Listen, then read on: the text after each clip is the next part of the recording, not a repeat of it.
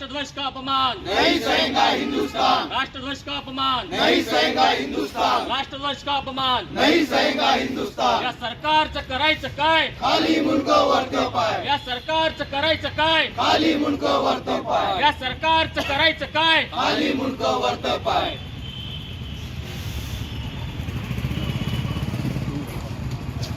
भाजपच्या जिल्हाध्यक्षाचा भाजपच्या जिल्हाध्यक्षाचा अमरावती जिले के धामनगांव शहर में भाजपा जिलाध्यक्ष और विधायक प्रताप अड़सर तथा नगराध्यक्ष अलका रोठे की ओर से तिरंगा रैली का आयोजन किया गया था।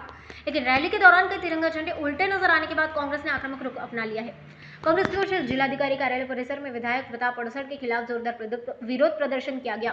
कांग्रेस ने रैली के आयोजकों पर कार्रवाई की मांग करते हुए जिलाधिकारी को ज्ञापन सौंपा। इस दौरान कांग्रेस पदाधिकारियों ने भाजपा पर जमकर निशाना साधा।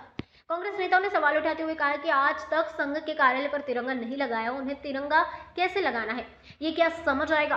कांग्रेस ने उल्टा तिरंगा झंडे लगाए और जाने को गंभीर मामला बताते हुए आयोजकों के खिलाफ कार्रवाई की मांग की है। अब प्रशासन इस मामले में क्या कदम उठाती है, इस पर सभी की निगाहें टिकी हुई है। ही जी धामणगावची जी रॅली झाली, ही रॅली राजकीय रॅली होती, ही काही देशभावनेतून रॅली नव्हती। कारण जर त्यांना देशभावनेतून जर रॅली असती तर त्यांनी प्रत्येक गोष्टीकडे काटेकोरपणे लक्ष दिलं असतं। कारण हा जो दिवस आहे आणि हा जो आठवडा आहे, हा आठवड्याचं एक विशेष महत्त्व आहे आणि ह्या दिवसाचं एक विशेष महत्त्व आहे। आणि हा जे हलगर्जीपणा आहे, हा हलगर्जीपणा कोणीच खपून घेतला नाही पाहिजे।